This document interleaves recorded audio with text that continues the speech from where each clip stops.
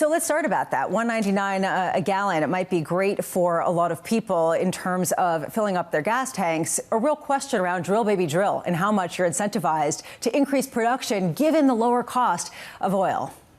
Well, we make our investment plans on a long-term basis. We look at supply and demand well out into the future. And so the price of oil today can affect short-term financial performance of the company, but it really doesn't play as much into some of the longer-term investment plans as we look down the road, not really out the window, as we decide what the capital program looks like. But how do you reconcile the two? Because you're doing a lot of exploration internationally. And to Lisa's point, prices are low and potentially are going to even go lower. Well, exploration is a long cycle business. We just brought a project online in the Gulf of America last year where the discovery was made 20 years prior. And so the timeline between when you actually make a discovery, when you appraise that, and you ultimately develop it and bring it to market can be years or even decades. And so we really have to take that long view on the business. And, in the short term, we'll keep costs tight. We've guided to, industry-leading free cash flow over the next few years as we bring costs down, capital spending down, increase the synergies on the Hess transaction. So we're going to deliver strong financial performance through the cycle. Based on what the IEA has said, recalibrated where they see oil demand growing, it was 2030, now it's 2050. OPEC says they had a rendezvous with reality, seeing that the world needs a lot more of this, a lot more fossil fuels. If outlook is so strong, should Chevron, should all of these big oil companies, should they increasing more of that investment? Well, on the IEA, even a broken clock is right twice a day. So they have finally acknowledged what we've long known, which is that the world will continue using oil and gas for many decades into the future.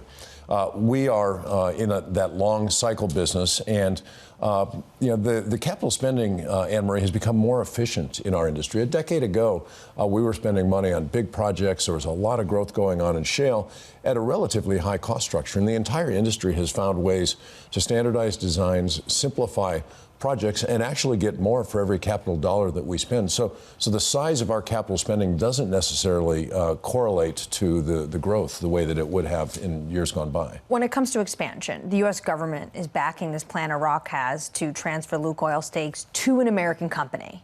So it's really only you or Exxon.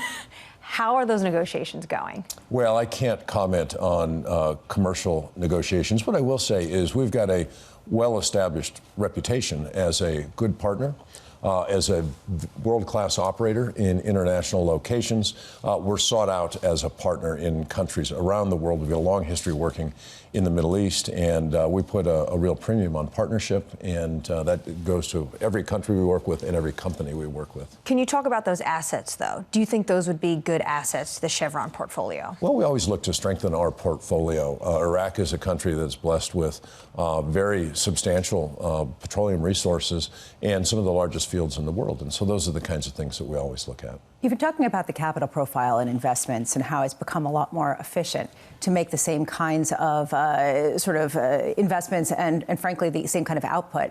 Where is this efficiency coming from? Is it coming from artificial intelligence? Is it coming from just better technology and getting oil and gas out of the ground? Yeah, so in shale, for instance, which is something the U.S. has been a world leader in, a decade ago, break-evens were $70 or $80 a barrel. Today, they're not even half of that, as we found ways to drill longer laterals, to optimize the spacing of wells, to complete wells at lower cost with greater production coming out of them. So it's a series of things. In the deep water, we've simplified and standardized designs. And what used to take $30 a barrel or more in terms of cost of capital to go into a project now has been cut in half. And so it's not driven by AI yet.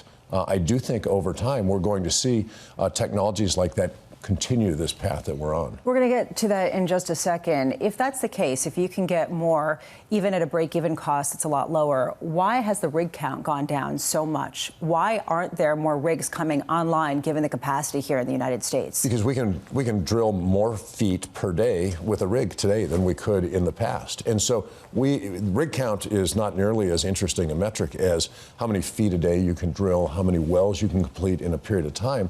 And so we're getting more work done out of fewer pieces of equipment today. You talk about how AI isn't delivering those efficiencies yet, the indication being that maybe down the road it might be the case. Where specifically are you thinking? And I'm saying at a time when Chevron's cutting staff, so are other people. Is this a headcount issue? Is this something else? How are you seeing it being deployed? Well, I think we're still in the very early days of applying AI at scale in our industry. One of the things that's undeniable about AI is it needs lots of data. A company like ours has as much data as just about any company in the world. And so we've got decades and decades of geologic data, seismic data, operating data, all of which can be used to feed these models to optimize operations, to improve our exploration success, to squeeze more production out of existing assets. And so we see huge opportunities to run our business with smarter technology, get better decisions made faster. And so there's certainly a cost dimension to this, but I think the real opportunity is going to be about the productivity of our assets and our business. You announced this project, the first of its kind, to provide natural gas-fired power for data centers. Do you expect to do more of these projects? And what's the update on this one in West Texas? Well, certainly the demand for power has been talked about now for the last year or so as the constraint in the growth of AI. Data centers and the ambition for data centers at a scale we've never seen before has become a commonplace. The reality is we need large-scale power. What we're working on is off-the-grid power, because it's also becoming an issue with electricity prices, and we're seeing this show up in consumer sentiment, in elections. Our approach is to develop gigawatt-scale power generation, not through the grid, but dedicated to data centers. We've got a project in a couple of sites, actually, we're working on in West Texas, where we've got a lot of natural gas. We've got large gas turbines, the largest in the world, being delivered starting next year. And we're deep into discussions with multiple customers that would like to site data centers to use this power. You're at the center of a lot of politically very important conversations, not just when it comes to AI, not just when it comes to Lukoil assets, also Venezuela, the only American company left. Can you give us an update on either conversations with the administration, your team on the ground? What is the future of Chevron in this country as the president says maybe he's going to send troops there? Yeah, I don't know what the president's intentions are. We've been in Venezuela for the last 100 years. Our presence there, we believe, is important for the local economy, the regional economy, the people of Venezuela. The Venezuelan oil is sought after by U.S. refiners, and we operate there in full compliance with all U.S. law and sanctions. We're in discussions with the administration to ensure that we stay in compliance, that they understand the value that our presence brings to America. And so, that's... And you plan on being there for the long term? Venezuela actually has more oil and gas resource than Saudi Arabia. It's right here in our hemisphere, very close to the Gulf Coast refining complex. And we've been there through ups and downs. And like many places in the world, we have to take a long view on our presence in countries like this. You talked about succession yesterday at this conference. How are you thinking about that as you talk to the board? Is there something you want to get done before you hand over the reins? Well, the succession discussions begin on day one, I think, for most CEOs. It's part of a board's responsibility to be thinking about the next generation of leadership. I have a long list of things, some of which have been accomplished. I mentioned the Hess transaction, which was a big one for us earlier this year. We have laid out a plan for the next several years to investors last month that grows free cash flow, that drives significant return of cash to shareholders. All of those are things that I want to make progress on. But when the time is right for someone to follow me in this job, the board will make that determination, and I will happily hand over to the next person. Will you go right for landman? Just 30 seconds left. Do you think that in 10 years, gas or oil is going to be more valuable? Well, on an energy content basis, oil's got about 6 times more energy content per unit of volume than gas does. And so, they trade in sympathy with one another because energy is somewhat fungible.